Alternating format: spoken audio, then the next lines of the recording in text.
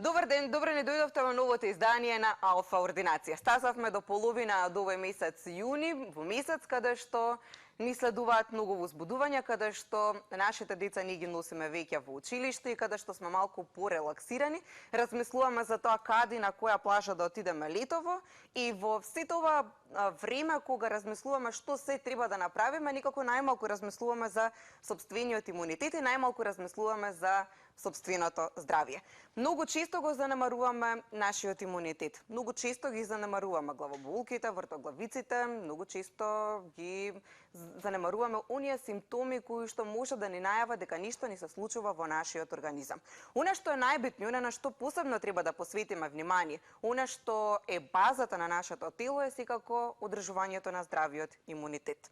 Денеска зборуваме токму на тема имунитет во денешното издание на Алфа Ординација и се надевам дека ќе бидеме доста интересни, затоа што имам навистина таков гостин во студиото, каде што ќе го разбудиме вашиот интерес и ќе се вклучите во разговорот кој што ќе го водиме со доктор Александар Стајковски од Систина, познат, проучен педијатар кој што покрај тоа што лекува деца, знам дека и многу возрастни досега имате излекувани. Никако оваа тема е кога размислував на тема имунитет кој би можел да поканам, вие сте ми никако првиот идеален доктор гостин кој што би бил на оваа тема. Прво благодарам на поканата и ги поздравувам сите ваши гледачи. Ја мислам дека е тема која што ви кажате бескрајна приказна, нели? И нема период од годината на која што треба да се зборува на тема имунитет, иако многумина во зимскиот период се фаќаат на оваа тема. Најчесто во зимскиот период затоа што тогаш се па најчести инфекциите, нели, есен, зима, помалку пролет.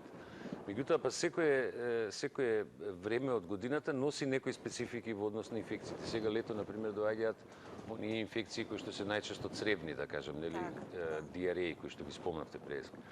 Така да во принцип ако некој има нарушен имунитет, тој го има и во лето и во зима, нели? Исто. Така.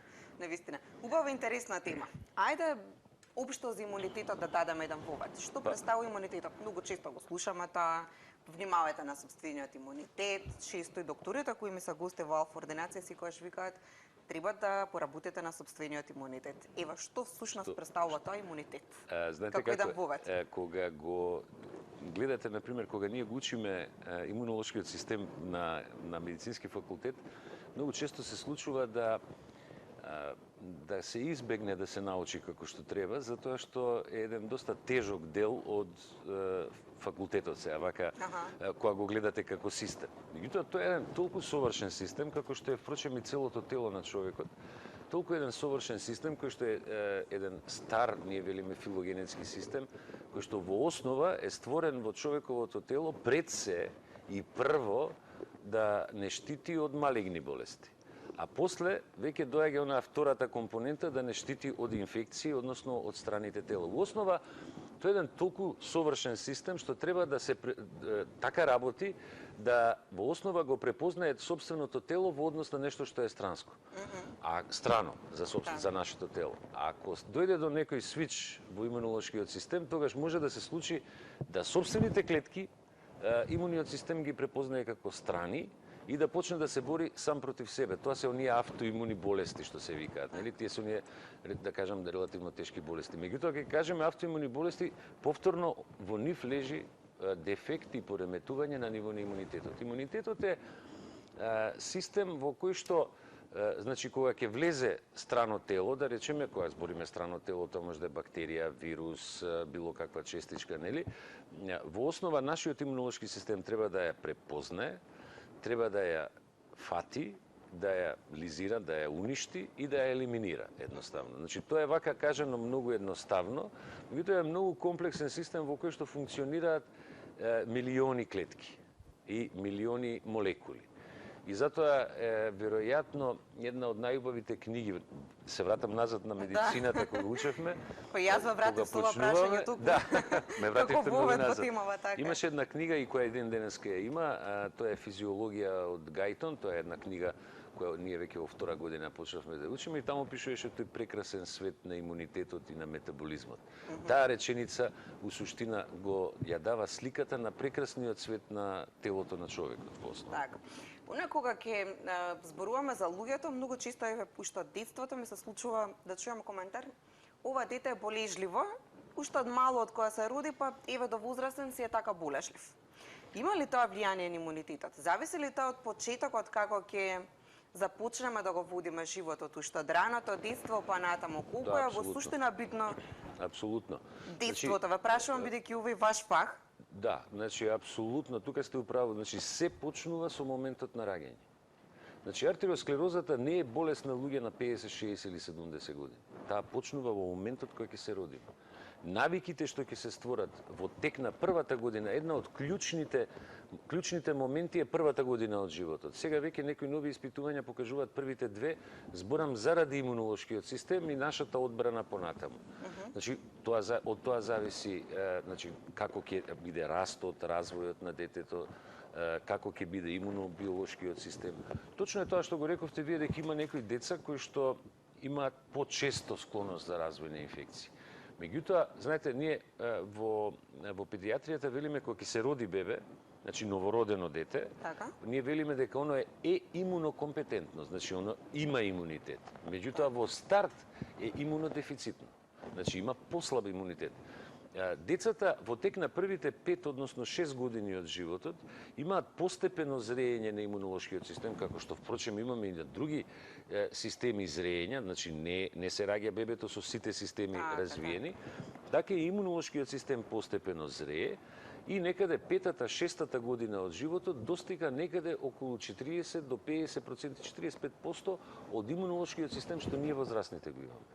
И сега, нормално, во таква ситуација, кога ќе тргне едно дете во градинка, и онака има послаб имунолошки систем, тоа е нормална фаза на зреење на имунолошкиот систем, почнуваат, да речеме, многу често се појавуваат проблеми. Некој е дете повеќе, некој е дете помалку, значи не сите деца. И тоа зависи сега баш од имунитетот на децата. Знаете, ако се вратиме назад во историјата на човечанството, значи пред некои 30-35 години, човекот, значи, кога почнале дел од поголемите миграции, особено од афричкиот континент према европскиот континент, да речам сега, како се одвојувала земјата, прво што човекот изгубил тоа е пигментот. Значи, како се движите према север, прво се губи пигментот. Меѓутоа, преживувањето во северните земји, као што сега скандинавските земји, да кажеме, на тој студ, довело до тоа да луѓето почнат да се адаптираат и во својот живот, меѓутоа и во својот имунобиолошки систем. Значи, ние имаме одредена еволуција, која можеби вака не е маркантно видлива, како што е тоа случај, например, што можеме да ја видиме со еволуцијата на некои микроорганизми, меѓутоа тоа е нормално, пошто нашиот просечен животен век е 70 години, а например на бактериите е неколку часа. И затоа кај нив таа еволуција може да даде до многу брзи одговори. Инаку, сега да не спомнувам имиња, меѓутоа има, знаете, едно правило кај нас, нешто посветлите деца, да кажам плави дечиња, се нешто посклони повеќе кон инфекции. А зашто е тоа така? Има ли некоја научна студија во поглед на тоа? Да, како не. Значи, кај поплавите деца, сега ние велиме плави, ама не значи дека сите се, така, нели, не постои апсолутно правило, нели? Малку е нивото на излачувањето на две антитела е за нијанса пониско, отколку да речем кај потемните дечиња. И ја така разговарајќи се на наш познат глумец, иначе хумориста голем, кога му кажав дека неговото детенце сега, нели, да не се секира, тргнало градинка, па ќе почнат инфекции, нели, ќе почнат настинки, ама е плаво, ќе созрее. Плавите деца почесто имаат малци инфекции, но вика, па добро да го фарбам црно, ако. Влето на плажа. Да, како и да е, она што ни е клучно битно, што стварно би сакал да потенцирам, тоа е дека повторно ќе се вратам на она базата што е во нашата педијатрија, тоа е дека ние не викаме да не одат децата во градинка. Далеку од тоа. Градинките се многу добри места, многу фини места каде што може да дојде до добра социјализација. Децата таму може да научат, они ќе научат и као на улица кога ќе излезат фактички. Методот на социјализација е апсолутен. Значи таму ќе видат и поголемо дете, и помало, и посилно, и помалку силно, и поитро, и помалку итро. Ќе се научат на некој ред. Али тој ред е многу битно да се створи во првите 5 години од животот. Затоа што не само што зрее имунитетот во првите 5 години, него од друга страна, карактерните особини на едно дете се формираат во првите 6 години. После петата, односно шестата година, ако збориме за карактерот, тој е веќе формиран, а после е само развој и надоградба. Така да, ако вие чувате едно дете само дома и го покриете со, нели, како што велат, како стаклена кугла и му пружите се, во основа не му давате добра услуга на тоа дете.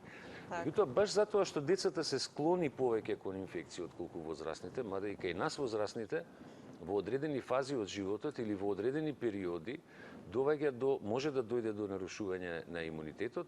Меѓутоа, бидејќи кај децата е тоа почесто, тогаш почесто се сретнуваме со тие инфекции кои што се почести, да речеме инфекции на нос, на грло, на гласни жици, дишни патишта и така натаму. Така, претежно ларингитот се ова кај децата. Ларингит, бронхит, воспаление на крајници и така натаму. Так. Пред да продолжиме понатаму на другите прашања, ќе го вклучиме гледачот кој што чека малку потолку. Продолжение, ќе го поздравиме. Добар ден. Добар ден, Анкица. Добар ден, поздрав. Поздрав до вас и посебно поздрав до доктор Стајковски. Со голем интерес и пријатност од неговото објаснување, еве повторно го следам на алфа ординација. Последниот пат мислам дека секој збор остана во мојата меморија од неговото образложување. Ако не се лажам, тоа беа пробиотиците. Тука беше удрен акцентот за примањето на пробиотиците кај малите дечиња. Иначе да се представам на докторот, баба сум на внука од 3,5 годинки, мајката е на работа и јас еве бидејќи како повторно да нели го доживувам оноа што со своите деца сум го доживувала, само сега уште постресно, вака ќе го поставам прашањето. Значи градинката оди во градинка малата, не беше доена со мајчино млеко, бидејќи мајката доби сепса после овој царскиот рез, така да принудно детето мораше да оди на вештачко вештачко примање на млеко. Адаптирано млеко, добро? Зборот ми е дека еден дел оставам дека имунитетот можда и поради тоа малку и беше послаб. Сега конкретно, докторе, во градинка, во нивната градинка, јас мислам дека е од домакината бактеријата пнеумоника, стрептокока пнеумоника. Она 2 пати доби со тоа што вториот пат заврши со бронхопнеумонија на пулмо лежеше на дечја пред неколку месеци, да кажеме, добро, повеќе месеци. Сега трет пат кога ја доби, она веќе значи пројави симптоми така на омалаксаност, носето почна да и тече и родителите на штрек веднаш крвна слика да се види и излезе бактеријата дека повторно е нападнала. Меѓутоа, што се случи? За многу кратко време, освен носето и малку едно тувце ја заболе, беше однесена кај доктор Мери, немаше некои повидни, да речам, промени во увцето, самиот организам имам впечаток дека ја совлада бактеријата. Значи, дали се работи за ојачување на имунитетот на малечката?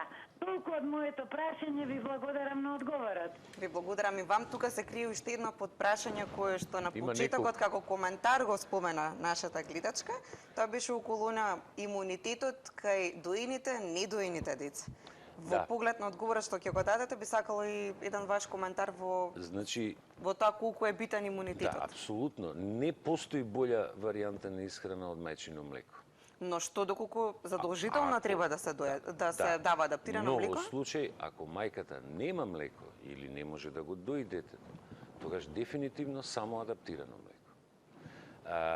Значи, ние велиме, мајчиното млеко, адаптираните млека денеска, кои што се произведуваат, се многу блиску доведени до структурата на мајчиното млеко. Но она што нив им недостасува, тоа е имунолошкиот систем на мајката. Мајката покрај протеини, шекери, масти, минерали, све тоа што го содржи млекото, внесува во самото млеко, мислам, преку доењето се внесуваат антитела кои мајката ги има и болестите што она ги прележала, и настинки, и грипови, и икс други, она фактички пренесува имунитет на детето. Јутоа, Ако имаме состојба како што била оваа, каде што мајката не може да дои, едноставно дури е и ситуација на не само неможност, него и контраиндикација за доење, тогаш одиме на давање на вештачко исхрана, односно вештачко млеко. Меѓутоа, спомнам, значи овде има неколку прашања, неколку подпрашања, мислам дека се екстремно битни. Едното е улогата и местото на бабата и дедото во развојот на децата. Многу битно прашање да знаете. Така. Второто прашање се пробиотиците. Значи, ја апелирам да луѓето ги земаат пробиотиците. Пробио се значи за живот. Тоа е кратенка, грчка кратенка, така е дојдено до името пробиотик. Значи, пиењето на пробиотиците овозможува да се регулира флората цревна во стомакот, кај децата да се стимулира имунитетот, и деца кои што примаат редовно пробиотици, сега знаете, имате па од друга страна, имате еден огромна палета на пробиотици, значи кои што можете да ги најдете во апотеките, значи има различни форми. Имаме различни пробиотици за различни состојби, значи имаме пробиотици за диареја, дури има пробиотици за уринарни инфекции, има пробиотици за кај возрастни за кандидијази, ама имаме пробиотици кои што се користат за зајачување на имунитет. Дури можам да ви кажам дека во скандинавските земји, тоа го имам спомнато неколку пати, дека во скандинавските земји децата кога одат во градинка, на товар на државата примаат по еден пробиотик наутро за појачување на имунитетот. Со само пиење на една капсула, односно прашокот од капсулата на тие соеви на пробиотици кои што го подигаат имунитетот, за повеќе од 60% се намалуваат инфекциите во тек на една година кај едно дете. Само со давање на пробиотик.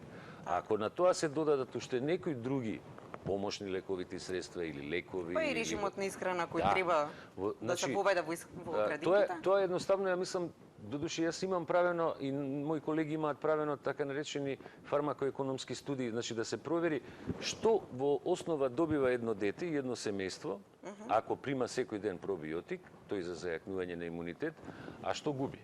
Значи, губењето во однос на средствата кои што се трошат во тек на една година, да кажеме, се минорни во однос на се она што го добива детето. Друга работа, ова со стрептококот што го спомна гледачката. Стрептококот е бактерија, значи ја ве молам исто тука сакам јавно да кажам. Стрептококот и стафилококот и уште неколку други бактерии, се бактерии кои што често се наоѓаат во затворени средини. Ако имаме дете кое има стрептокок позитивен бриз во нос, например стрептококус пнеумонија, нема симптоми, нема знаци на болест, не треба да прима антибиотик. Значи, она што кај нас најчесто се случува, тоа е, да не речам масовно давање, значи се зима бриз, јас дури морам да ви кажам дека не знам ни таа логика каде е, кај децата често од градинките бараат да дојдат со негативен бриз.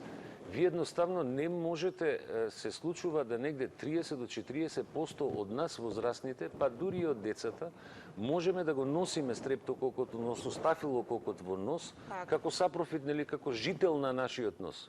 Впрочем, да не заборам да ви кажам дека човековото тело, просечен маж на 77 килограми, 180 висина, тоа е нешто во физиологијата као основа, има 10 на 14 клетки со кои што функционира. А од устата до анусот има 10 на 15 микроорганизми. Ние повеќе имаме бактерии, вируси и разни микроорганизми во нас, во дигестивниот систем, отколку што имаме клетки на телото. И баш затоа е добро да се примаат пробиотици. И сега, кога сме кај нив, например, многу е интересно дека откритието на пробиотиците, скоро се наврши 100 години од откритието на пробиотиците, Метинков, еден руски научник, ги има откриено. Најстар, најпознати пробиотски храни е кефирот, например. И онда сите викаат како тие луѓе на Кавказ живеат толку долго, порано, нели се зборуваше, ама они внесуваат многу кефир, они внесуваат многу пробиотици. Додека ние на Балканот, можам да кажам, не Македонија, на Балканот има некоја навика да се пие млеко повеќе отколку јогурт, кога збориме за исхраната. Видите, да бидеме реални, па ние не сме. Зошто да пиеме кравјо млеко? Беве едноставно прашање. Значи, нас како сорта, како животно, ај така да кажам, нас не одговара мајчиното млеко. Нас не ни одговара кравјото млеко. Кравјото млеко е внесено во исхраната на човекот пред 17.000 години. Прв пат. Ние сме во старт дефицитни со ензими за метаболирање на кравјото млеко. И затоа по принцип и во педијатријата не советуваме, апсолутно викаме немојте да му давате кравје млеко на детето. А сите многу сакаат да го дадат. И ми вика доктор, абе знаеш, ја го купувам од комшијата и има крава чиста. Абе нема потреба да пие кравје млеко. Простата што ќе ве прекинам, но тука се конфронтирате со многу баби и дедовци. Кога сме кај бабите и дедовците, одлично. Не. Добро, кај бабите и дедовците. Особено кога има младива мајки, бидејќи во период нели кога интернетот си го прави своето, кога веќе се едуцирани во поглед на млекото, тука веќе е конфронтација со... Не, видите, морам да ви кажам нешто многу интересно. Морам нешто да ви кажам, сега да ги пофалам бабите и дедовците. Значи, ја апелирам до младите родители, апелирам многу, искрено ви кажувам, да остават да детето има, знаете, ако сакате правилен развој на детето, таткото и мајката се тие кои што треба да дигаат рачна кочница. Значи, они треба на некој начин да не му дозволат на детето се. Значи, не сите желби негови да ги исполнат.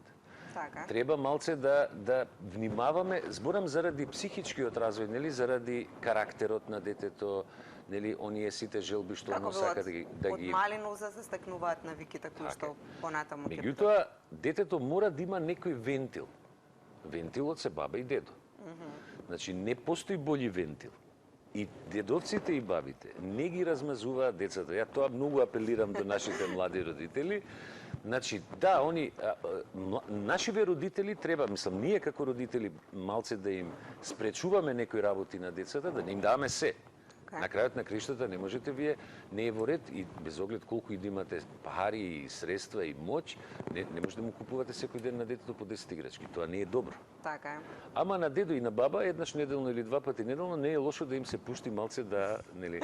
Али по друга страна ово што го спомнавте, да, со бабите и дедовците се косим и они се уште сметаат дека кравјето млеко е добро. И уште една работа што ова сакав да го кажам, е стварно вака еден топол апел до да не мислат младите родители дека се размазуваат децата. Така. Ја лично навистина еднашка во една емисија споменав дека и јас, например, лично ја пијам пробиотици. Пробиотиците треба да се пијат. Тие се здравјето на човекот. Ако сега сакате да пиете кефир, да, добар е као форма на пробиотик. Дури можам да ви кажам дека до таму е отидено во Западна Европа што италијаните прават една форма на кашкавал, значи има повеќе сирења и кашкавали кои што се посебни со посебни пробиотски бактерии правени за зајакнување на имунитетот. И сега вистина тие коштаат, скапи се, не викам не, меѓутоа во основа тоа го дига имунитетот. Тоа е едно од средствата со кои што може да се подигне имунитетот на детето у градинка. Одлично. Колку сте интересен за слушање, имам и гледачи, дури не наоѓам простор каде да ве прекинам за да вклучиме. Имаме гледачи кои што долго време чекаат. Добар ден. Добар ден. Добар ден, повелете. Простата што почекавте. Нема проблем. Поздрав. Но ваков гостин не можеш да го прекинеш, нели? Да. Јас сум мајка од Велес. Детево кај мене е 2 години и 1 месец. Така. До 1 година ја доев. После, од кога прекинав да доам, детево никако не јаде. Значи нема ни бактерии, се испитавме, се до Козле отидовме. Имунитетот му е супер, више 1 месец одим у градинка, ама у градинка не можам да оставам до 2 саатот, пошто не јаде. Значи нема желба да јаде. Сок пие. Само течности барем. Значи сокот да, ни млеко не пие ништо, само сокови. Колку е? И ми од 11 саатот да го земам детево, пошто не јаде. Така. Добро прашањето. Вие што треба да направите? Како еден совет од доктор Сајкос? Ова е многу убаво прашање. Значи, морам да ви кажам прво, значи, не дека е тоа врзано едно со друго заради млекото, заради доењето. Така. Во основа кај секој дете, во нормалниот раст и развој, кога ќе прооди, тоа е обично година дена кој ќе направи. Така. Може да биде 11 месец, може 13, ама е тука. Да, зависи до детето. Нагло опаѓа апетитот кај децата. Они едноставно кога ќе проодат, почнуваат светот да го доживуваат со други очи. Они сакаат да го живеат светот. Значи, тоа е нели нов квалитет на живот. Во тој момент нормално е да падне апетитот. Првата грешка која што ја прават сите наши родители по дефолт, вака да кажам, тоа е почнуваат со тањирот да трчаат по детево. Ја искрено ќе ви кажам дека на оваа планета Земја ниедно дете од глад нема умрено. Ви тврдам со глава. Умираат оние деца во Африка кои што немаат што да јадат, кои што немаат храна. Меѓутоа, верувајте дека кога ќе огладни, детето ќе јаде. Меѓутоа, сега е тука прашање дали ние како родители или детето ќе биде малце кој е потврдолов, ај така да се изрази. Главниот страв кај нашите родители, тоа не е само кај нас, мислам генерално е дали детето ми јаде доволно. Верувајте дека децата имаат механизам за контрола на храна многу пати подобар отколку ние возрастните. Ние можеме и да се прејадеме, децата не. Значи, они имаат и као бебиња имаат механизам да знаат кога им е доста. Впрочем, сигурно сте виделе бебиња, цица, например, и оно у еден момент престанува да цица. И одбива. Или ако пие вештачко млеко, пие од шишето и ја плюка, го плюка млеко. Значи, они, бебињата и децата имаат механизам да проценат колку им е доста. Неверојатно подобар од нас возрастните. Да, значи дека не советувате никогаш на сила да не им пикаме храна на децата? Точно. Дури ако сметаме дека таа количина која што ние сме ја ставиле дека не е доволно. Сега тука е главното прашање количината. Која количина е доволна? Да. Значи, ако видите вие, например, децата во тек на првата година од животот, значи вака да не се нели математички многу разглабаме, меѓутоа чисто вака да ви као информација, трошат енергија некаде околу по 1 килограм телесна тежина, некаде 6 пати повеќе од нас возрастните. Значи некои 120 калории по 1 килограм телесна тежина. Значи они трошат енергија повеќе отколку рударите, кои што е најтешка професија, физички најтешка професија. Меѓутоа, во апсолутна бројка, бројот на калории што они треба да го внесат, ако е детето 10 кила, тоа е некои 800 калории, 840 калории. 800 калории се постига со мала количина на храна, не многу голема. Значи, не треба ние на детето да му дадеме да изеде 3 парчиња леп, фигуративно го кажувам ова сега, нели, леп, иако тој не е добар баш многу за исхрана на децата, меѓутоа, или да му дадете, например, 2 тањера јувки. Тоа е повеќе од 1000 калории. Значи, оно изело за ден и пол. Или, ако сакаат родителите, можат чисто, ако сакаат и математика да прават, све што внесува детето во тек на денот, да се запише на еден лист хартија или у компјутер, тоа многу лесно може да се израчуна колкав е калорискиот внес. Затоа ми е зборот дека ние некогаш како родители претеруваме, ние мислиме дека децата треба да изедат колку што ние јадеме, што не е точно. Количински збор. Така, ве сватив. Ви сте една убава препорака. Ова важи за мене, морам да кажам. Добар ден за следниот гледач кој го имаме на линија. Добар ден. Добар ден. Добар ден. Повелате. Да не ви одзимам премногу од времето, така само да прашам. Пошто правиме муавет цело време за пробиотик, ми интересираше конкретно име и со презиме кој пробиотик и каде би можеле да ги набавиме. Затоа што пробиотик како тија со Линекс, тоа се за да се спречи помачните кови. А овие се секој за секојдневна употреба, пошто не знаеме каде да ги набавиме, ако би можеле да не платите, би биле благодарни. Значи, сега... Така, ви благодарам многу за вашето јавување. Знаете како, ова е, да, суштински е добро прашање. Меѓутоа, сега јас лично не би сакал да се споменуваат имињата на комерцијални, комерцијални називи на пробиотиците од причина што, нели, сега да не испадне дека фаворизирате одреден производ кој... Меѓутоа имате, знаете како, имате, например, пробиотици, имате дури и комбинации на пробиотици. Например, ние даваме пробиотици дури и кај новородени деца за превенција и за заштита од една состојба која е многу тешка, која се вика некротичен ентероколит, значи дури кај деца од 500-600 грама. Меѓутоа има дури и пробиотици кои што се даваат за грчеви во стомаче кај бебе. Нели? Сега би сакал да кажам дека има неколку соеви, значи неколку соеви на лактобацили кои што директно го стимулираат имунитетот. Има ројтери, например, кои што исто така може да го стимулира имунитетот. Меѓутоа, мој совет е, кога збориме конкретно еве за називите, кога ако ви интересира, значи, ја најискрено топло ви советувам да се исконсултирате со вашиот матичен педијатар или сега да не биде ве канам дојдите во нашата амбуланта, нели? Меѓутоа, многу вреди, највише од се вреди да се разговара за да се види каква е состојбата со детето, ако збориме за дете. Исто и за возрастните, и за возрастен, да, за да видиме дали постојат или не одредени инфекции кои што се повторуваат и после по тоа да се избере пробиотикот кој што треба да го примаат. Така. Имам уште многу прашања, уште многу теми на кои што ќе зборуваме. Тука имунизацијата и кај возрастните и кај децата. Тука е што се може да влие за да се намали имунитетот, но на што е најбитно, како да го кренеме имунитетот, како да го одржиме веќе здравиот имунитет. Значи, зборувам и за возрастните и за децата. Да. Тоа ќе бидат темата и прашањата кои што ќе ги начнеме подоцна во емисијата, бидејќи сега во продолжение следуваат вестите во минута. Ќе направиме еден кус блок со презентација на нешто што е новитетот, маслото од канабис на Реплак Фарм, малку ќе позборуваме и на таа тема, а потоа секако ќе се вратиме на тема имунизација и ќе продолжиме со нашиот разговор. Ви благодарам за овој прв дел, можам да го кажам, од разговорот. Следува уште еден дел. Така.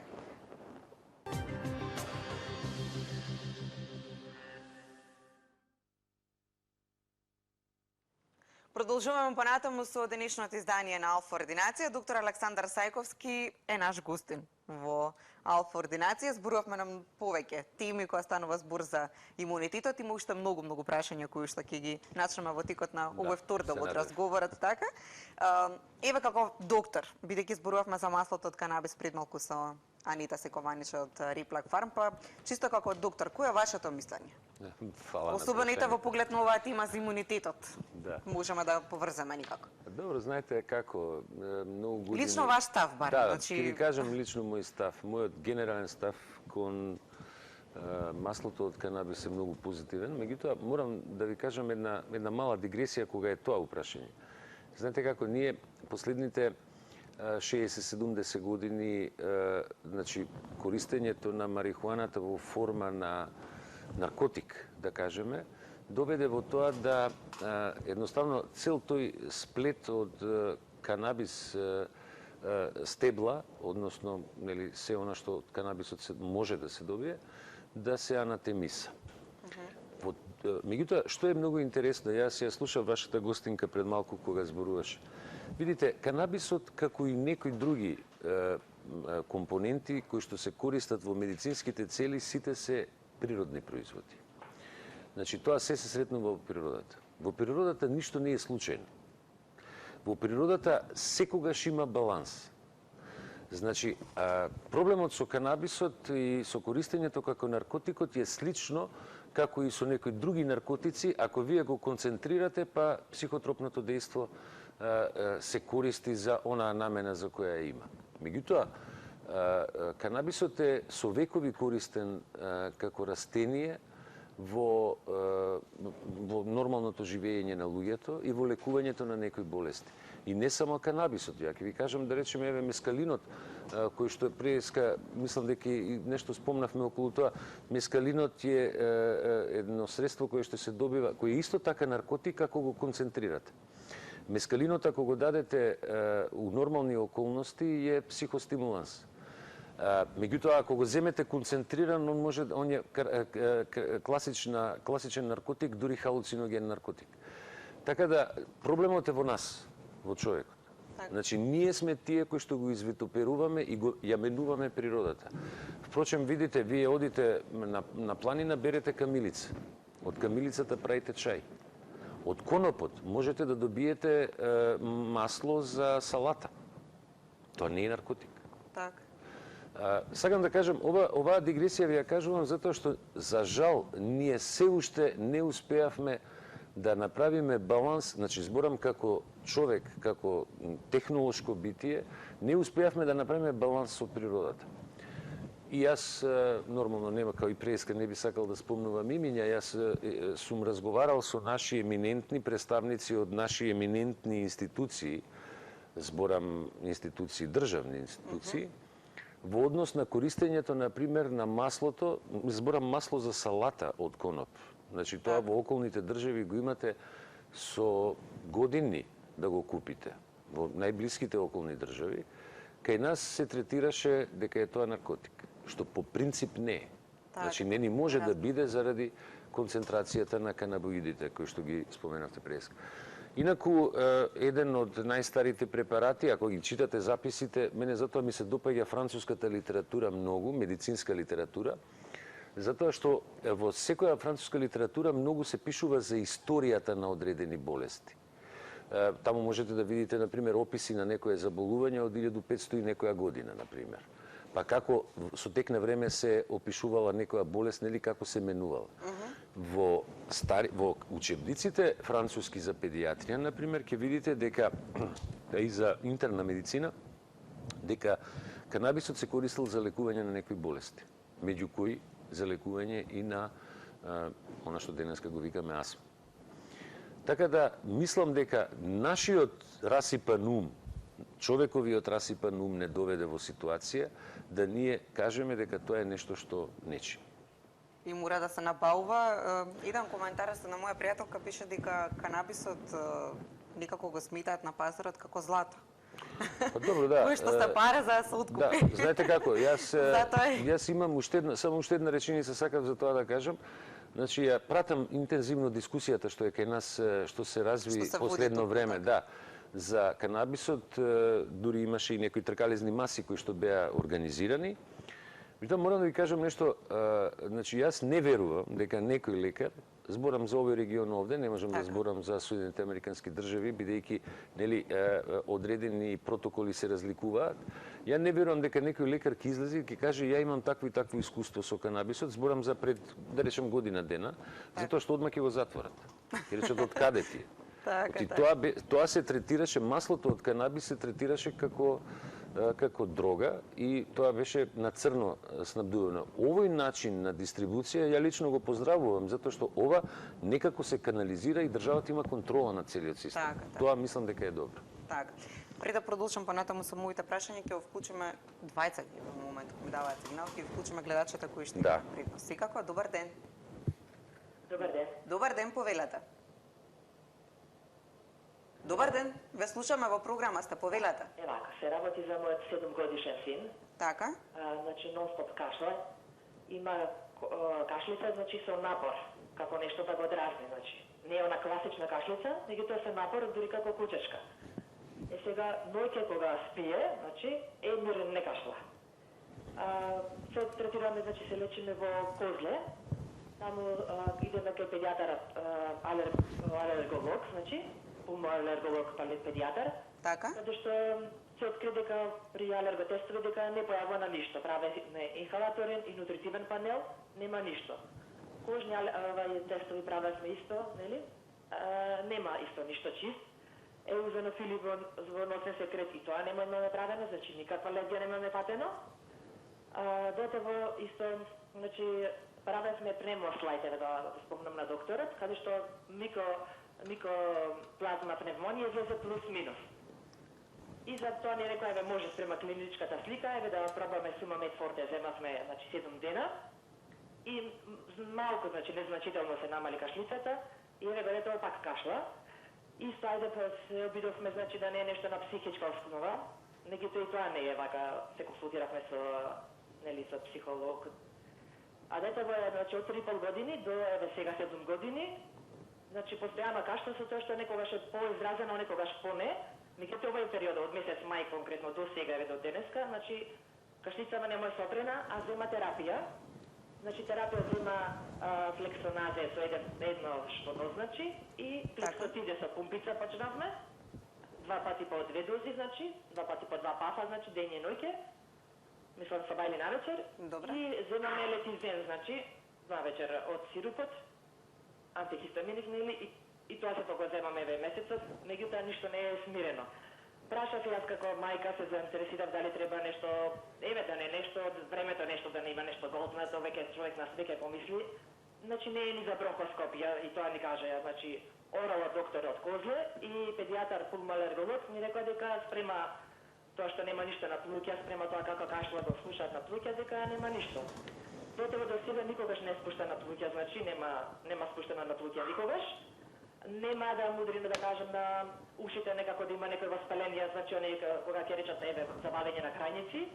Инаку да спомнам дека има трет крајник, правевме фиберскопија, нели тоа со камерче, и докторот ни кажа дека има само 2-3 милиметри отворен простор за дишење. Значи толку е голем третиот крајник и другите два се исто големи, викат колку големи јаготки. Сега совет од докторов, дали може некои тестови, дали има нешто дополнително, знам дека он во систина, некои други тестови, дали преку крв или не знам, некои други алерготестови, дали може да се каже кашлицава дали од крајници, да оперираме крајници, или пак се работи за алергија која што не можеме да ја фатиме, што може да биде веќе, бидам дали не уште вака ден совет од докторот. Така. Значи, ова највише личи на некоја алергија која не може да се открие од што е, но да не го занемариме и третиот крајник кој што е зголем. Вие самата гледачка кажа многу убаво. Значи, ја мислам дека све кажавте идеално. Дека најчесто се јавува целата работа во период мај-јуни. Значи, видите, ние имаме, во природава има милиарда антигени. Оние што ги се испитуваат со кожните алерголошки тестови или со она испитување што го велиме специфичен имуноглобулин Е, сепак се тоа некој вака, тој педијатриски панел што го спомена, сепак се тоа некој најчести што може да ги очекуваме. Меѓутоа, вие имате, штом се повторува во јуни, значи мора да има некоја компонента, дали е од тревите, дали е од дрвата што цветаат и така натаму, некоја компонента која може да го дразни. Но, видите, има една работа која е по принцип многу битна. Дете кој има зголемен трет крајник, значи, тоа веќе има склоност на кашлица исто така и на задршка на секрет, нема добра дренажа во третиот крајник ги затвара изводните канали, особено нувото, и така да може да дојде до стварање малце повеќе на секрет и целата работа да се повторува.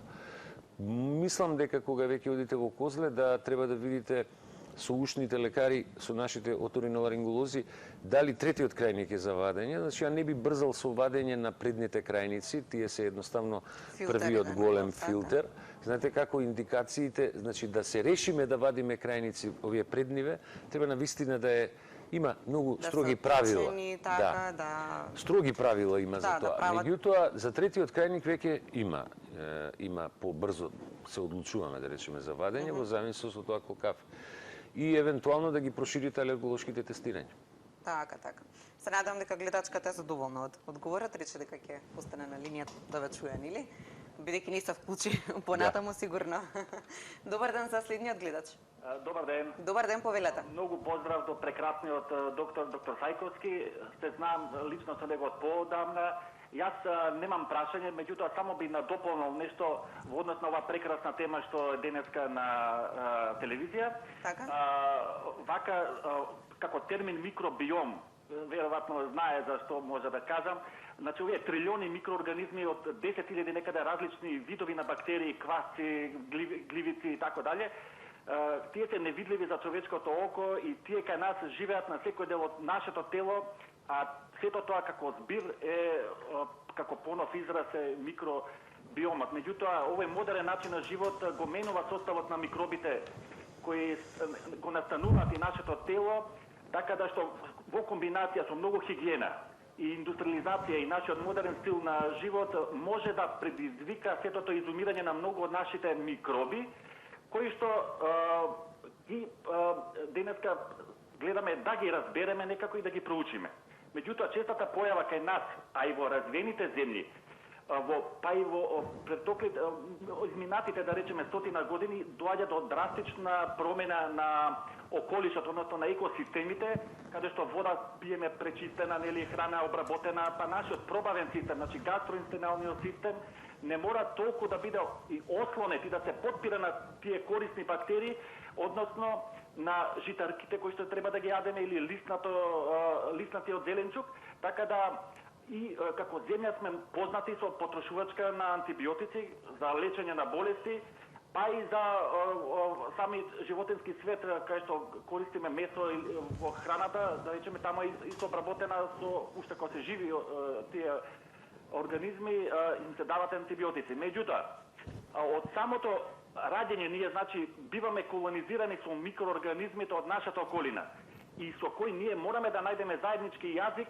да се разбереме и да живееме во меѓусебна корист. Значи, тоа така доаѓа и реално, кога говориме, тешко е да се разликува што сме ние, а што се микроорганизмите кои нас не чинат, која е таа граница и ако постои, каква е таа како што постои. Благодарам многу. Прекрасен човек, прекрасен доктор и секој добро и многу здраве, докторе. Благодарам многу за вашето јавување. Хубаво да се чуе никој. Прво благодарам многу на убавите зборови и да, ова е тема која што е екстремно многу се зборува за неа. Значи ние сме, дали сме ние, дали космосот, фактички ние во космосот сме дел од некое друго тело, или како што и микроорганизмите се дел од нас. Значи, детето кое ќе се роди, во моментот на раѓање детето е стерилно, додека е во матката, кај мајката нема бактерии, нема вируси. Меѓутоа, ако ќе излезе, почнува колонизацијата и нашиот екосистем со кој што живееме е многу важен за нашиот живот. Тоа е неспорно, тоа е екстремно значајно. Затоа напоменувам и пред малку дека тоа што го кажав, дека од навиките кои што ние ќе ги створиме, од начинот како ќе ја одржуваме хигиената. Пазите, еден од првите бактерии што се колонизира на кожата се стафилококи и стрептококи. Преска ги спомнавме стрептококите. Значи, стафилококот е бактерија која можете да ја најдете на рацете на било кого, на телото кај било кого. Со едно туширање, значи повеќе од 90% од бактериите паѓаат од кожата. Не сам се губат, нели? Меѓутоа, екстремното претерување во хигиена, значи ја не велам не, тама работа, значи баш напротив, хигиената треба нормално да се одржува. Меѓутоа, претерување во смисол на користење особено на влажни марамици, особено кај мали деца, особено во урогениталната регија, може да доведе до промена на јонскиот напон, до промена на бактериската флора и икс други проблеми кои што може да се јават. Значи, деца, например, што развиваат уринарни инфекции, најчесто се од хиперхигиена. Значи, имаат хиперхигиена. Значи, не постои боле средство за миење од вода, да кажем. Од друга страна, балансот кој што ние треба да го направиме, знаете, има многу книги кои што се напишани за составот на микроорганизмите во нашето тело со кое што ние живееме. Отворен дел на нашето тело е кожата, слузниците према околината, гастроинтестиналниот систем, сакам да кажам, цревниот систем и плуќата. Тие се во перманентна комуникација со околината. Она што кај нас треба да живее, ние само треба да му помогнеме на нашето тело да позитивните бактерии преовладаат, значи кога зборам за пробиотиците преска, позитивните преовладаат над негативните. Дури кога спомнавме сега, пред малку ги спомнавме скандинавските земји, морам да ви кажам сега една модерна фаза во нашиот развој, тоа е дека нека ми простат сите кои што се хранат без месо, нели? Луѓе кои што веќе дури и животинските производи не ги конзумираат во никаков, значи вегетаријанци и вегани. Постојат различни типови вегетаријанци, никои се вегани. Меѓутоа, видите, тоа е во ред. Меѓутоа, тоа е право на избор на секој човек. Али не и право на избор на таткото и мајката врз неговото дете. Кој му дава право на родителот да избере дали детето треба да прима месо или не? Го спомна гледачот месото. Месото е еден од производите кои што треба да се внесува во храната на човекот, на детето зборам пред се, затоа што него му требаат протеини за раст. Какво, колку пати во неделата? Да, тоа е многу убаво прашање. Значи, ние имаме, значи, знаете како, не треба човек многу да измислува, едноставно Европската унија има еден документ кој што го издаде пред 3 години, правила за исхрана на деца од 0 до 18 години. Значи не до 14, до 18 години. Така се третира педијатријата. дури во дефиницијата на педијатријата до навршување на адолесценција. Да. Во тие има многу строги и многу конкретни правила, дека месото почнува да се внесува дохраната, генерално дохраната почнува меѓу 4 и 6 месец, дека месото се внесува 5 и 6 месец, дека кои меснати оброци треба да се внесуваат. Значи, видите, едно од најквалитетните меса за раст и развој кај дете ви е зајачко месо. Или препелица исто така. Јас нити едното, ни другото го немам повидено, кај моите деца кои имаат скоро 2 години. Ние тргаме со телешко месо, јас ќе ви кажам дека, например, ние тргаме исто така, телешкото месо, например, или пилешкото. Постои и една, значи, мислам дека треба да посветите една емисија на една заблуда, која, реално ќе ви кажам, значи, има еден момент во кој што се зборува дека пилешкото месо, например, има многу хормони и многу антибиотици. Ја вака Јас лично поради тоа го одбегнувам. Па немојте. Ја би ви советувал да викнете некој од факултетот за сточарство, да го прашите отворено. Дали се става или не. Значи зборам некој од наставниците од таму. Зашто? Затоа што јас одев лично да видам некој од тие фарми, ме интересираше и мене, мака искрено да ви кажам. Значи ми кажа и тоа го видов, значи таму се хранат кога сме кај тоа, например, дел од кокошките се хранат со пробиотици доста. Примаат пробиотици затоа што пробиотиците ја убрзуваат метаболирањето на храната и побрзо растат деца, пилињава. Меѓутоа, знаете ли колку треба да кошта ако вие му дадете хормони на некое пиле? Па тоа нема да кошта 150-200 денари кило, треба да кошта 1000 денари. Тоа се скупи производи. Така да сега да не се мешам у тој дел што не е мој, нели? Добро. Меѓутоа го спомнувам ова, али го спомнувам ова затоа што на нашите пациенти кои што доаѓаат во амбуланта, често им го кажувам ова за исхраната со месото. Повторно ги спомнувам скандинавските земји, кај нив има еден закон кој што вели дека ако родителот го стави детето на веганска исхрана, социјално му го одзима одма. Нема суд. Не постои суд за такво нешто. Значи, таков е законот. Затоа што вие како родител, вие му сакате најдобро на своето дете, ама не смеете да го ставите на веганска исхрана. Оно има право после кога ќе направи 18 години, кога ќе стане полнолетно, ако сака нека избере да биде веган. А тоа е веќе и кај нас доста застапено, да кажеме. Сега, нели, јас не велам, нека ми простат сите кои што нели не сакаат да конзумираат месо, меѓутоа мислам дека треба да прочитаат добро што е што. Во тоа читање не треба да се задржуваме само на податоците и информациите кои што кога ќе куцнете у доктор Google, таму ќе видите се и се што. Ја ве молам, информациите нека бидат само од валидно место. Значи, проверено место, ништо друго. Да. Сега, кога веќе сме кај тие контрадикторности кои што излагуваат на интернетот, тогаш во последно време многу често се појавува информацијата дека црвеното месо предизвикува одредени канцерогени состојби во телото. Исто така една од дилемите кај родителите дали да внесуваат телешко месо кај децата. Да, исто така една од прашањата кои што црвеното месо, да. Кои што дали да се воведе или не. Да. Тоа е многу прашање. Јас минатата година бев на конгрес на ЕСПЕН, тоа е Европско здружение за парентерална и ентерална исхрана, на која се изнесува една цела група на автори кои што се од Португалија, Шпанија и од Франција, една голема студија која траеше 7 години, за возрастни луѓе зборам. Значи, таа студија беше за возрастни луѓе, покажа дека едно од најчестите малигни заболувања кај луѓе кои што се вегетаријанци е канцер на дебело црево. Ако смеам како контраодговор. Значи, не треба да се претерува. Ја повторно би сакал да потенцирам. Ние не треба да претеруваме. Значи, балансот на телото треба да се држи со онаков тип на исхрана како што нас природата не створила. Значи, човекот е месождерно животно. Иначе не би ни била таква структурата на зъбите. Меѓутоа да не се претерува. Така. Тоа е Тоа што се били умирено во се. Да. Па и умирено и со месото, баланс помеѓу зеленчукот, вучото, апсолутно. Значи, апсолутно. Тука уште би советувал кога ги спомнав препораките за исхрана за деца во Европска унија. Например, она што е најново, што и таму го пишува, значи не се фаворизира давање на сокови. Уште во доеначка возраст. Не сокови.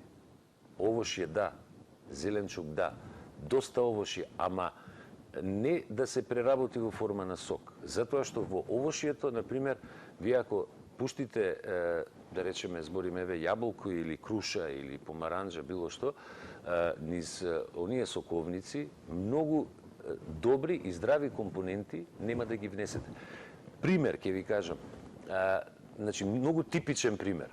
Едно од спомна вашата гостинка Преска за составот на препаратот, меѓу другите работи спомна за присуство на флавоноиди, за биофлавоноиди. Значи биофлавоноидите се најмоćните природни антибиотици, антивиростатици, антимикотици на планетава Земја. Најмоćни. Значи они делуваат на повеќе, значи контра повеќе од 800 вируси, бактерии во природата. Знаете каде најмногу ги има во биофлавоноидите во природата? Во пулпата и во семката на цитрусните овошји. И сега една фабрика... Ние ги фрламе. Да, ние ги фрламе по принцип. И сега, и таму има една приказна која што е многу интересна. Сега се појавија и масла кои што се на база на цитрусните овошја, кои што во себе содржат големи концентрации на биофлавоноиди. Па се појавија некои разговори дека луѓе кои што примаат терапија, например возрастни луѓе кои што примаат терапија за антихипертензиви, за против висок притисок или против да речеме липиди, не треба да јадат цитрон, затоа што ќе се пролонгира дејството на лекот.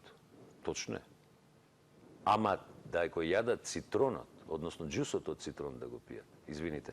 Не да јадат. Значи, џусот од цитрон не треба да го јадат или од помаранџа, затоа што во него има ензими кои што може да го пролонгираат дејството на некои лекови. Меѓутоа, тоа не важи за маслото кое што во себе содржи биофлавоноиди, кои што го нема тие ензими. Така да, знаете како, некако Балканов не чита хоризонтално, него чита диагонално. Представувајќи кога сме кај лушпите, кај курите кои што ние ги фрламе, по тука има кружи еден друг момент, дека сите хемиски својства со кои што се прскани тие продукти ги содржи курата и лушпата, сите тоа. Да. Логично самата таа помисла или ги отстрануваме? Да, меѓутоа видите, морам тука да ве коригирам малку. Значи прскањето на дел од тие овошје иде не кога се веќе зрели, него уште кога се во цветот. Така да не е само лушпата, него и целиот. Тука ни е нас главниот проблем. Значи, самиот производ расте веќе со одредена концентрација на пестициди. Тука, например, да, јас би апелирал да што помалце се користат пестициди, органофосфати и се она што се користи во хемиско помагање да зеленчукот или овошјето расте. Меѓутоа тоа е нешто со кое што тешко можете да се изборите. Апсолутно тешко. И тука само сакам да ви загатнам, односно чисто онака да ви споменам, ние збориме за имунитет. Вие ќе отворите у доктор Google и ќе видите милион информации контра вакцините заради аутизмот, нели? Јас не, пак ќе речем, луѓето изгледа во некои делови не читаат хоризонтално, него читаат вака диагонално, побрзо да прочитаат. Проверите го изборот на информации. Дали децата кои што боледуваат или имаат аутизам или аутизам-лайк синдром, каква е нивната исхрана, дали внесуваат пестициди, дали внесуваат органофосфати, значи епидемиолошки, значи таа епидемиологијата да го испита сето тоа. Многу лесно се носиме со одлука дека вакцината ја го не е така. Ја ви тврдам, верувајте ми. Ајде малку токму за тоа да позборуваме. Имунизацијата.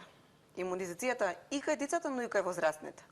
И кај едните и кај другите, со оглед на тоа што нели се имунизираме. Видите, трите главни столба на медицината, три главни столба, се откривањето на анестезијата, откривањето на антибиотикот и откривање на имунизацијата, односно вакцинацијата. Значи, со анестезијата дојдовме у можност да колегите хирурзи решат многу болести. Со имунизацијата се изфрлија огромен број на болести кои беа фатални во едно време. И со антибиотиците исто така успеавме да лечиме многу болести. На сите три столба на медицината во последниве 15 на години, да кажам, има тежок удар. Јас сакам само да ви кажам една реченица. Никогаш нема, значи и ги советувам сите луѓе кога читаат, еве и за имунизацијата. Ве молам, само запамтите ја реченицата на Максим Горки. Внимавајте кога читате книги за медицина. Може да умрете од печатна грешка. Тоа е големата вистина. Искрено. Така. Значи, јас сум педијатар. Ја по вокација и по се, јас моите деца сум ги вакцинирал. И јас ќе ви кажам дека целиот овој, да кажам, наплив на борба против вакцини е многу опасна работа. Само чекам ден кога ќе се појави во Македонија првото дете со полиомиелит со детска парализа. Детската парализа, знаете што е? Тоа е еден многу лесен пролив. Тоа е вирусна инфекција која што едно детенце може да ја добие у градинка играјќи се со прљави раце.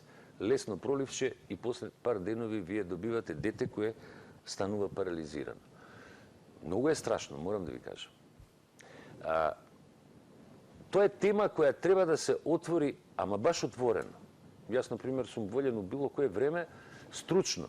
Сега зборам стручно, ако треба и со многу внатрешни податоци за структурата на вакцините, да разговарам со било кој што е против вакцинација. Единствени, морам да кажам дека во Македонија на оваа тема сте единствени вие и Еспазија Софијанова, која еднаш гостуваше токму на оваа тема кога станува збор за вакцините, се избори против гледачите и против сите оние мајки кои што се против вакцини. Значи, јас имам слушното на вистина многу. Нели, годнесов детето на вакцина и од тогаш добија аутизам. Мислам, видите, аутизмот е болест, состојба. Не би рекол чак ни болест, тоа е состојба. Добро трениран педијатар ќе препознае дете дека има аутизам или аутизам лајк на 8-9 месеци. Родителот најчесто го приметува 13, 14, 15 месец. Баш тогаш кога ја примаат ММР вакцината. Значи, знаете како, ја пак ќе кажам, нели, едно време се зборуваше многу за тешките метали. Да. Нели, за таложењето на тешки метали. Меѓутоа, никој не зборува во последно време за концентрацијата на пестициди, органофосфати, значи за целава индустрија на храна. Зашто ова ви го кажувам? Затоа што не сакам да контрирам посебно, ама кога вака малку ја отвараме темата. Значи, со развивање и индустриализацијата, 50-тите и 60-тите години од минатиот век, драстично, кога почнаа да излагаат првите вештачки млека, драстично опадна нивото на доење. Значи, мора да си признаеме, значи, тогаш маркетингот на тие големи компании беше многу јак. Так. И едноставно мајките не сакаа да дојат, значи се префрлаа на вештачко млеко. Сега тој тип на маркетинг за вештачко млеко е забрането. Нели, немате нигде реклама за вештачко млеко. Забрането е од Министерството, не само кај нас, секаде. Така. Значи, ние, сакам да ви кажам, маркетиншки гледано, значи, можеме да зборуваме, знаете како, вакцинација. Вакцинацијата, например, јас моите деца сум ги вакцинирал затоа што сум сигурен дека нема жива во вакцините. Имаше пред 15 на години жива, ама етил жива, не метил. Етил живата можеме ја и вие сега да испиеме 100 кила етил жива, нас ништо нема да ни се деси. Таа се користи во медицината. Метил живата која се користи во тешката индустрија е опасна за здравјето на човекот. Но никој дајде сега да измериме која е концентрацијата на метил жива во мајчиното млеко на оние мајки кои што живеат во зони кои што се доста загадени. Има и во Македонија така, нели? Така да ова е тема која што е многу комплексна, која навистина треба да се отвори. На крај да ве прашам какво е влијанието на мобилната телефонија, исто така. Точно. Значи не сум против тоа, далеку од тоа, немојте погрешно. Имам уште многу прашања со вас, а временски сум лимитирана. А имаме и гледач на линија кој ќе го вклучиме. Добар ден. Добар ден, повелете. Сакам да прашам за докторот, значи имам 2-годишно детенце. Не е многу, значи нема на килограмот, има 10 кило или 11, добро се храни, се лови што повеќе плюсе побавезно на вечера. Дито така едно комплетно прашање, дали ви земаме некои витамини или пред известно време ке докторката, земавме, мислам за имунитет, ако правилно, се нормија, мислам дека фиксалите, дали да ги продолжиме тие тој пробиотик или да земам витамини, да ги види малко еше, ајде да речам, по-дебело детето, народски казано, значи, или да се продолжиме со нормијата, мислам, тоа е пробиотик. Да, продолжите со нормијата, нема никаков проблем. Нормијата ви е лактобацилус рамносус, така се вика тој лактобацил. Тој убаво делува, убаво го подига имунитетот. Меѓутоа, кога спомнавте за витамини, ја сакам да ви кажам, значи не постои бољи начин од внесување на витамини од природен, значи природна форма на витамини, сакам да кажам. Зошто? Затоа што па и ресорбцијата на витамините е најдобра кога е по природен тип внесено. Значи, ја би ја замолил гледачка да не се борите да направите дете кое што е, значи да давате витамини за да се отвори апетит, за да јаде повеќе. Не. За да биде подебело. Не, немојте ве молам. Значи ние мака мачиме да ги убедиме родителите дека децата не треба да се дебелки. Значи особено нели онаа фамозна слика имате доенче од 6-7 месеци со големи црвени обравчиња. Не. Да, тоа е убаво за галење. Вака за галење, за штипење. Меѓутоа, по принцип, децата имаат некој ритам на раст кој што треба да го држиме. Не треба да се претерува со храната, не треба да се тутка со храната и 10 кила е окей тежина, мислам, стварно нема потреба повеќе, нели, и да даваме сега витамини. А пробиотикот можете слободно да го давате. Така. За да го заокружам овој разговор, навистина имам уште многу прашања кои што сакам да ви ги пуставам. Сигурно има уште многу гледачи кои што сакаат да ви постават прашања, но бидејќи сме и временски лимитирани и го пробивме веќе терминот, би сакала да ве прашам препорака за тоа како да го подобриме нашиот имунион систем. Како да го подобриме нашиот имунитет.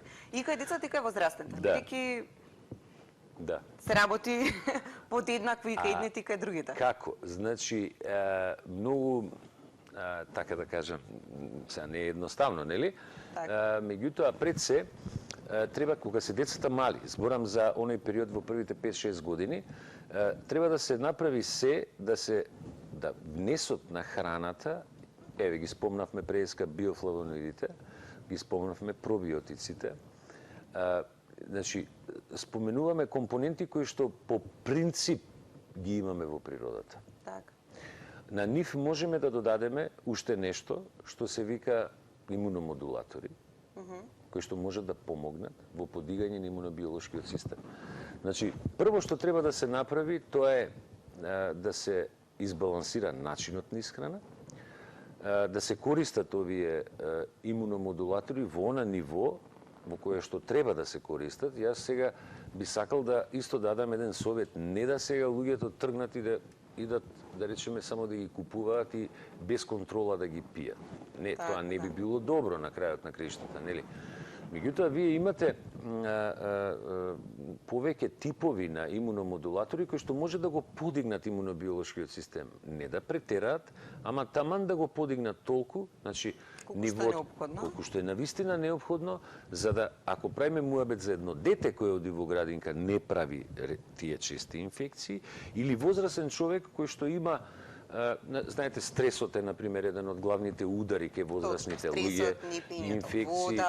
Така, да. Значи, повеќе, значи, во тој случај треба, најдобро е да се користат имуномодулатори, сега имаме фармацеутско произведени имуномодулатори и имам, значи, медикаменти, да кажам, и овие помошни кои што фактички ги имаме во природата. Например, кога ја спомнавме вакцинацијата, еден од имуномодулаторите е многу сличи на вакцина. Така, има на вакцинација. Друг имуномодулатор е еден кој што го стимулира лачењето на интерлеукини, тоа се едни компоненти кои што учествуваат во одбрана на човековиот организам. Биофлавоноидите што ги спомнавме пред малце, ако сакате, значи, ако смеам, па подиректно, ако не да одговорам, не сакам да употребувам имиња на фармацеутски производи. Меѓутоа, во еден разговор со еден ваш колега, ја му кажав дека јас лично пијам 15 години, нешто повеќе од 15 години пробиотици у континуитет секој ден. Биофлавоноидите исто ги внесувам последниве 2-3 години редовно. Значи, ако сум ја убеден во тоа, значи не би го правил, не би го ни кажал вака. Така. Така да, ако некој од гледачите сака, значи може слободно да дојде. Знаете, ние Морам ова да ви го кажам. Значи, ние во Систина, во нашиот систем Аџибадем Систина, ги покануваме родителите да дојдат, значи кога зборам за децата, зборам во педиатриски оддел сега, значи да дојдат на разговор. Значи да дојдат на совет и да се убедиме или разубедиме за тоа што треба да направат за своето дете. Кога вие во Систина би држале отворени предавања, јасно и сигурна сум дека многу други би била. Имаме едукативни работилници за мајките кои што се бремени за тој период пред раѓање. Не, за мајките кои што Еве тоа е добра идеја, можеме тоа, да. Би можеле. Имам уште многу прашања кои што би сакала да ги поставам, кажав пред малку и сега. Ќе оставам за следна прилика. Се надевам да нема да бидам многу далечна, ќе ми биде многу драго ако повторно бидете гостин во Алфа Ординација. Ми беше задоволство што бевте гостин денеска во Алфа Ординација. Можам да сметам дека една од поубавите емисии кои што досега сум ги направила, поред динамиката на разговорот. Иако можам да го покажам листот дека прашањата кои што онака непосредно пред да влизаме во студиото немаше ни никој шаблон на прашање што ретко се случува или кога станува збор за една ваква емисија. Тоа само говори за гостинот кој што го има во емисијата. Ви благодарам многу за одвоеното време. Благодарам на вас, Се надевам, како што кажав, ќе се видиме скоро во некој од другите емисии.